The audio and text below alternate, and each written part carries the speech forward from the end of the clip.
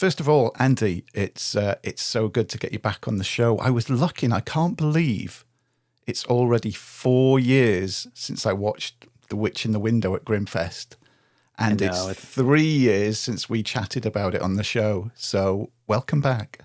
Thank you, Dave, for having me. It's good to be back. That was one of my favorite conversations on The Witch in the Window, and it was especially. It was, as I remember, we were in Vermont. We were Hmm. there were four of us all together, and I also cannot believe that was 3 years ago. My God, It's crazy, terrifying. isn't it? But it's nice to be back. Thank you for asking me. Oh, it's my pleasure. I mean, I love The Witch in the Window. I love The Harbinger as well. I'll get that out of the way now. We were sent an advanced screener of it because, of course, like I said, The Witch in the Window 2018 in Grimfest. You're back in Grimfest again this year with The Harbinger, which is awesome. And you've Yeah. been playing a few festivals, and from what I've seen online, it's been going down really well too. What, in your experience, what's it been like from where it's played so far? It's been better than I could have imagined. And to be fair, I'm one of those people who reaches that point in the process where I'm about to share it and I become completely full of terror and self-doubt and all sorts of things. I'm braced for the worst at that point. But I just didn't know with Witch in the Window like kind of comes in the back door and doesn't grab anything by the collar. It's sort of like sneaky and subtle. And I knew that this was a little bit more front footed and was going to tackle some things that were a little bit more sensitive. So I didn't know. And it's been wonderful. When we premiered at Fantasia, that was the first crowd I'd seen it with, and you could feel them sort of take the full weight of the movie on. And I felt the focus sharpen. I was like, okay, I think we're going to be okay. Because that's got to be such a nervous time. I can only imagine, the first time watching it with an audience. Because, of course, you'd have seen it so many times before. But then that experience of having the audience there. And do you spend more time watching the audience than you do the film and gauging I'm their reactions?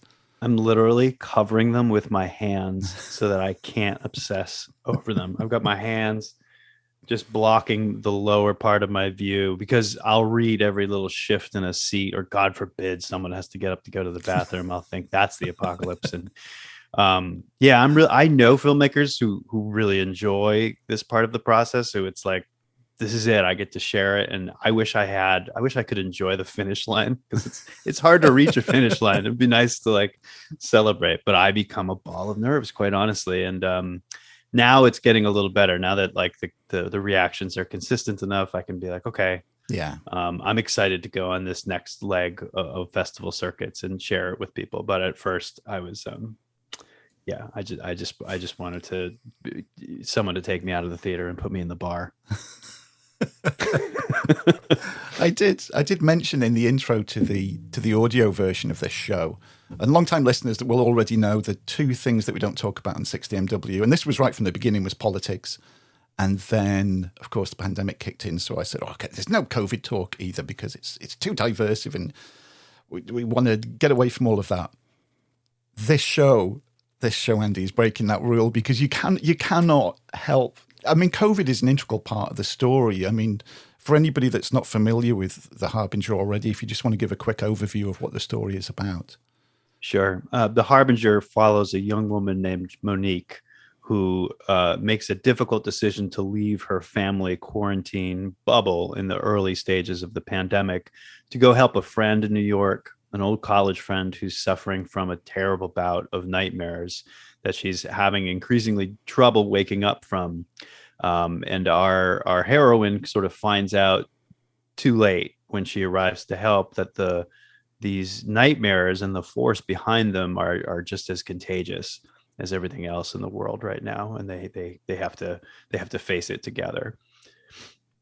I mean, that really is using, for what was a really constrictive time for creative people, and especially filmmakers like yourself, of where you were really hemmed in what you were allowed to do and what you could do. But it's taking that and running with it and making it an integral part of the story, which I found quite fascinating while watching this. So where did the genesis of it? I mean, obviously the pandemic happened. Was this, when did this fit in with that timeline, and how did it all begin to sort of gel together into the full narrative that you put together? It was it was fast and inspired. When everything shut down in 2020, there was another movie I was hoping to shoot that summer. It was not going to be possible. So I was just another person whose plans were canceled. And somewhere in late July, early August, I was just pacing the basement trying to think, because my paradox was a lot of people were saying, let's use the pandemic to do like a really small film in like a one room setting, or a lot of sort of chamber pieces you see coming out during this time. But that wasn't really an option for me, having done Witch in the Window, having already coming from kind of a chamber piece. It was like, we actually need more scope and we need more horror, but we need it to be safe. And so this idea just hit me one night. Sometimes your muse is good to you. And the whole machine just sort of fell into my head one night. And before I wrote anything, I was on the phone with Richard King, my producer, and we were talking about it. And we both love the film Jacob's Ladder. Oh, great film. It's a great, and that was sort of a tonal touchstone for me before I started writing, because I knew I had sort of a Freddy Krueger-ish idea, and a lot of people don't go this direction because they figure Freddy's got the market cornered. But I just think there's more to do in dreams, and my favorite dreamy movie is Jacob's Ladder, for how grounded it is, and how you have this really warm protagonist moving through this cold space, and it's everything I like to do in my work. So just tonally, I went there, and I said, I'm going to use the pandemic, but I'm not going to write about it on the nose. It's going to be the gasoline going into the engine, that collective dread. Because I don't think you can ignore how rare it is for all of us to have a shared dread. Yeah, exactly. It's not anyone's war. It's not this regional thing. It's this, we all fought this together. And so there's a well there that as much as I get people are maybe like, I'm not ready for a straight drama about it. Horror is different. Yeah. Horror gives you that cushion and that lens, and horror audiences are not purely escapist. They just want the goods. Yeah. So I've learned that, and so that became my goal, and started writing in August of 2020. We were shooting in February, just a few months later. Yeah. That's a quick turnaround. Just going back quickly, you said you had originally got a film that you were going to do, and then the pandemic kicked in. Is that something that you still want to do going forward? Yes. I hope it will be the next thing we do. And I've had a little bit more time to think about it, but the movie's been good already with making some inroads with, some new people, and hopefully being able to work with a bit more resources. I'm not looking for much, but it would be nice to bring, to be able to do things with a little bit more scope, and sort of grow into a new chapter. So I see the Harbinger as sort of a bridge builder that way. That's good. And with the story, you've got the story down. When did then you start? I mean, the casting process must, of course, been different to what you used to as well, and location scouting. How did all of that work out? Well, the casting was part of the production plan, because we were in New York, and we were pre-vaccine, right? No one could see the finish line or knew when that would be coming. So for us, it was like, the more we can do out of New York, the more we're going to avoid like 3-week quarantine times, things that like studios can afford that stuff, we can afford shutdowns. We were, we had no safety net. But what we had was the fact that theater had shuttered in New York, and all of the city's best actors, some of the greatest actors in the world, who just, normally are only doing theater, or would at any other time be in the middle of a run of a show, were home. And they wanted to work. And I'm plugged into that community to some degree, just through being a theater person myself. My degree's in theater, and my wife works in theater a lot. So I tried to take that approach and see, because we didn't have a casting director, but we knew a lot of people. So pretty soon, Emily Davis came on as Mavis. She had seen Gabby in another play. One thing sort of led to another, and it all sort of came together, and it was a wonderful collaborative experience. I mean, we all had a shared vocabulary. I was just thrilled with the acting and how that came out. And in terms of what was the other part of your question? Yeah, Sorry. the locations. How about the locations? Yeah, that was huge. We were going to try and shoot at this originally in a studio, that we ended up not being able to afford on like a sound stage. Yeah. So we could build the apartment because a large chunk of the story takes place in a Queens apartment. And then I had a friend shoot a short film that she just posted on Facebook one day. And I was looking at her film and I saw this beautiful brick exterior wall behind her. And it looked like she was in a large room. And so I asked her about it. My friend Angel Desai, who's a wonderful actress, and she's from Binghamton, New York. And she said, "Oh, that's in my hometown. There's a theater there that's closed down. They have this old decrepit opera house with all these scary spaces. And they also have a really clean black box theater and a bunch of empty space." And, you know, we figured if they're down for it, they're not making their usual money as a theater. It could work out great. So we took this big room and we built out the interior walls with the existing exterior walls and created our own little soundstage.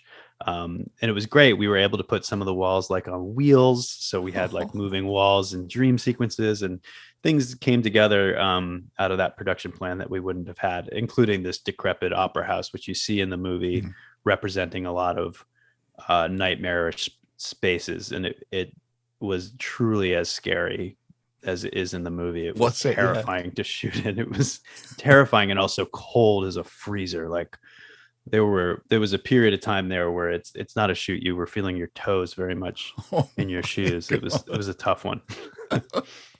It's incredible though, isn't it? Like you said, something as simple, you just saw this video on Facebook and then the way that the dominoes fall and you end up in what sounds like a superb location to film in. That's crazy. It was great. Yeah, production plans are cool that way. It was the same with Witch in the Window. It was like this relationship with the college, and all, like no one's shooting in Vermont because there's no tax incentive there. But if you find these little nice two-way streets where you're supporting someone else and they're supporting you, all of a sudden we've got a really good situation. So that's happily how it worked out again. And I love being on location. So it was wonderful just to be all together somewhere, not having my crew change over. Like we were a family. Felt good. What was the best day on set for you? When you look back on it now and the making of it, is there any particular day or thing that happened that springs immediately to mind for you? Well, it's probably the sappiest answer, but what sprung to mind when you said that was in the middle of the shoot. There's a video call that happens between our main characters and a demonologist who's stuck at home with her kids like everyone else, and they have a demonology session over Zoom. And the demonologist is played by my wife, Laura Heisler, and the two kids, her two kids are my two kids. And I hadn't seen them in a really long time because once I was in another bubble, I couldn't go visit them, and they were hundreds of miles away. So that on that day, even though it was through a computer screen, I got to see my family and work with them a little bit and connect my two worlds, and kind of like when the characters in the movie unmask and have contact that they've been craving for the first time. That's how I felt. I just felt like reconnected with my family, and it gave me a surge of energy to go forward down the home stretch. Oh, that's great. And that must make it a bit of a special scene in the film when you rewatch it now, and then brings back that memory of that time. And I guess like a lot of us now, being even more thankful for the simple things in life that we took for granted before all of this happened. That's right. No, every time at around the 43-minute mark or whatever, when my kids suddenly pop on the screen, it never fails to sort of surprise me and delight me. So it's really nice. It is. You mentioned the cast. It is an amazing cast. They're all fantastic in it, and everything just gels together. And one of the things I loved about The Harbinger which is one of the things I loved about The Witch in the Window, it's that slow build up, and you're watching it, and then without you knowing, your hairs on the back of your neck and your arms, goosebumps appear, and there's this sense of dread that begins to envelop me, and you're thinking, oh my God, what's going to happen? It must be so satisfying to go from having the idea, putting it down into words, and then going through the whole process of filmmaking, and then to see it on a big screen with an audience, and it's there in front of everybody. It's got to be incredibly satisfying, especially when you said the reaction from the audiences has been really good as well.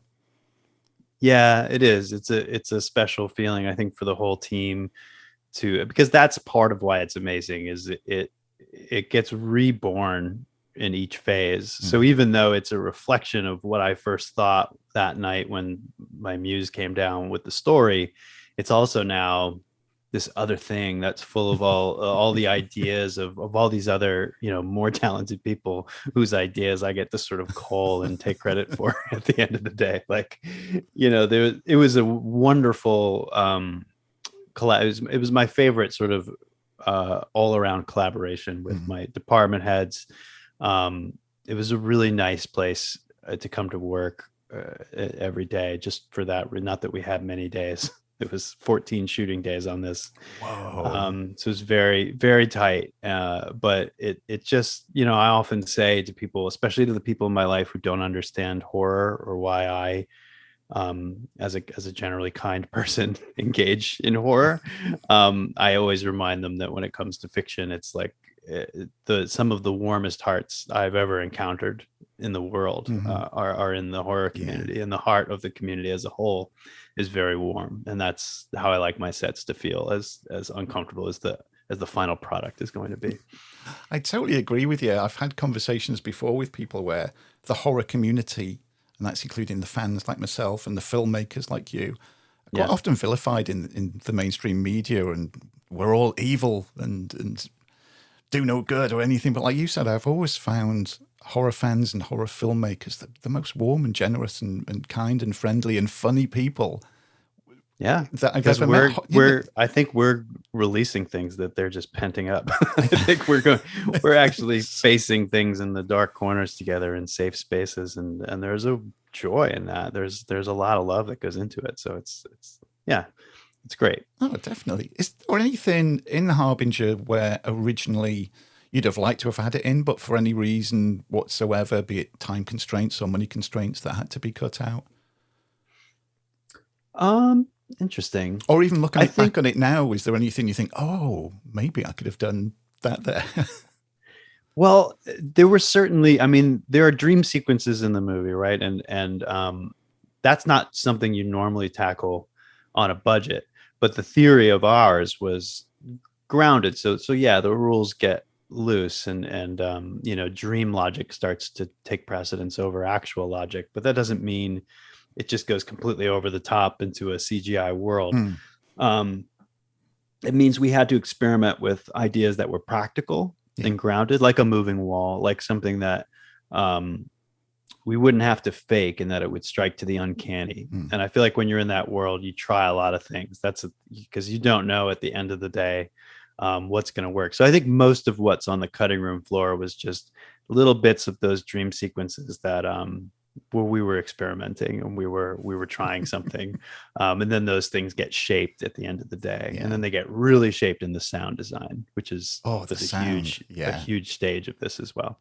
The sound in it, there's some really, again, creepy bits with it. The sound can make such a difference to different scenes, and really add to that sense of dread and just intense fear at times as well. Speaking of intense fear, I remember I watched the trailer for it to begin with before we got the press screener. And it's things like, and I don't want to give too much away for people that haven't seen it, but there's a bit with a doorway and something appears at the top of the door frame. Something like that. I'm talking about it now and I've got goosebumps. It's things like that really tap into, I don't know, like a primal part of my brain that doesn't make me feel comfortable. How do you come up with things like this that you go, yeah, that's going to make people squirm a little bit? Well, that's, I think it's rooted in, I remember being in college, I took a class that was kind of comparing horror literature with film. It was a great class, and central to it was an essay on the uncanny, and learning about the uncanny and the thing that is wrong, but you don't know why, or the thing that the unexplainable, intangible thing that, like you're saying, just kind of turns you inside and makes you uncomfortable. It's a very particular thing. And I think from the beginning, I've been really interested in it. And filmmakers who really use it well, like David Lynch is probably near the top of that list, just in terms of that uncanny image that it just unsettles you, and the longer you linger on it, the worse it feels. So I go searching for those things, but sometimes you find them by accident. And the moment you're talking about in the film is a great example, because what appears in the doorway that you're talking about was supposed to come out of a ceiling, and that it was a budgetary impossibility. Wow. And so that was just a matter of looking around and having an idea that was being forced to have an idea that was doable. And I think at the end of the day, as soon as I saw it, I was like, oh, this is better. And I don't even know why, which means it's uncanny. Right? I mean, because door frames, we all go through so many through door frames every day, at home, at work, anywhere. It's a natural part of our life. So for suddenly to see this, what happens in one, I've got to admit, because we watched it in the dark, and then when the film finished, my eyes were flicking over to the door of the living room and looking at the top, thinking, oh. Yeah. Doors in nightmares, right? I mean, I think part of why it works is she turns to the door and there's a long beat before what happens. Yeah. And because in dreams, we know when something's approaching the door, even though we don't hear anything. You have that antenna of like, oh, yeah. I can see around this wall in my dream and I know something's coming. And so to connect with that feeling that I think, we recognize, or like that comes from certainly, the documentary, The Nightmare on Sleep Paralysis. Yeah. That went in here to some degree too. That was another inspiration, because that movie scared me badly. And you watch that movie and you think, oh, am I now going to have this affliction because I'm watching the movie? Yeah. And there's just a little bit of that seed that I wanted to go into the Harbinger, just that little bit of, is this dangerous, And there is, I said at the beginning, I think there is so much that people can relate to in this and latch onto, and then embrace it into their own lives, that makes everything happening on screen, even though, a lot of it's out there. You think, yeah, this is real. I can imagine this happening to me, and it just makes it all the more scary. I think it's a great film, Andy. And fair play for you. And 14 filming days. Oh my word. Yeah. Thank you.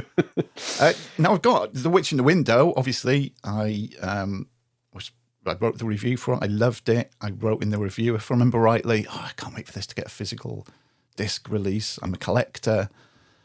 I know it's early days yet. Harbinger, physical disc release, please. I don't know anything officially, but I think the outlook is good. Oh, that'll be good. Because I know it's going to go down a storm at all the festivals. It has at the ones that it's played already. It's going down really well. So I think there will be a lot of people wanting to buy this, Andy, once they've watched it. What are your plans now then? So you said, is it going to be the film that you were originally going to do before this started? And if so, how you're getting on? Because I know you must be doing press for the Harbinger, of course, but when is the ball going to start rolling on the next film? Oh yeah, it couldn't happen soon enough. I'm desperate for pre-production, and I don't know. What I know is we've met a lot of good people, the sort of people we want to work with, and the sort of producers we want to work with. And there's a lot of positive development going on, but I have several scripts. There's the one that I mentioned, which is sort of a cosmic horror thing that takes place in a solar flare. And I'm excited about that, but I've got sort of my take on a slasher. I've got a sort of actiony trucker thing. And I had a burst of writing during COVID as well. Like a lot of people did. It was a good opportunity to write. So I've got this stack of scripts that I'm really like, my heart is in all of them. And a lot of people are reading them right now. And I don't know what's going to pop up first. I would love things to get in the way of each other. And that would be like the best problem I've ever had. But I'm definitely locked and loaded in terms of stories. I'm full up with them right now. And I'm really excited to turn the page and to work with a bit more structure and, hopefully kind of enter my prime here and go on a stretch and do my best stuff. Oh, I hope so. I mean, if you ever want to set any in Wales, you're more than welcome over here anytime. Please. I am trying to like get things going. I have a connection to to the audiences out there. There's, you know, a lot, there's not a lot. It's not like I'm a big filmmaker. I don't have like this big fan base, but what there is of people who seem to be interested in my work, there's a lot of them out there. And so I try and, I've been trying to come out there and build relationships there. You know, my ancestry is there anyway. So I feel a kinship and a love with the audiences there. I really do. Well, unfortunately, I can't get to Grimfest this year, which I'm gutted about. Obviously, having missed it the last few years with COVID. I mean, we've been sent press screeners every year, so I've reviewed the films from watching them at home. But there's no substitute for being there in person with fellow like-minded people, meeting people like yourself. You've got filmmakers and actors there that you can chat with. So I'm kind of gutted that I can't be there. I'm really happy, though, that I got to watch The Harbinger and have this chat with you. Hopefully we'll meet in person at some point. And Yes. hopefully, yeah, I mean, you're always welcome on the show anyway. So please keep me updated with everything that you're doing. And every time you make a film, just come on and let's have a chat about it. And yeah, all the very best for The Harbinger. So glad it's going well up to now. And you've got a lot ahead with it, and the best of luck. And you know, my thanks to everybody involved as well. You've come up with a really good film, which, yeah, it sent a few shivers up my spine, to say the least. Well, I appreciate that. And thank you in return for another, you know, really thoughtful, wise conversation. I will look forward to it every time. And I appreciate very much your support and what you do. So thank you. Oh, thanks, Andy. Well, for the sake of the edit, we shall say our goodbyes, but hopefully we'll be saying hello again very soon. So thanks again, Andy. Yes. Thank you.